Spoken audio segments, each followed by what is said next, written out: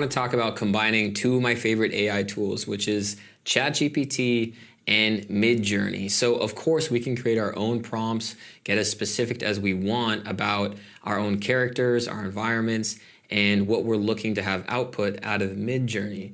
But what we can also do is combine ChatGPT into that process where it kind of does the creative thinking for us and speeds up the process. So let's hop over to ChatGPT and ask it to design us a character. So I want to say, use 20 words to physically describe a magical wizard on the top of a mountain.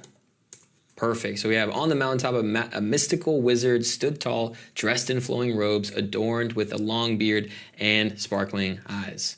And if we didn't like that response, we can regenerate the response and get a new one. So a wizened old wizard with flowing robes and a staff atop a misty mountain peak surrounded by sparkling crystals. I like this one more, so let's now head over to MidJourney and we're simply going to paste this prompt in.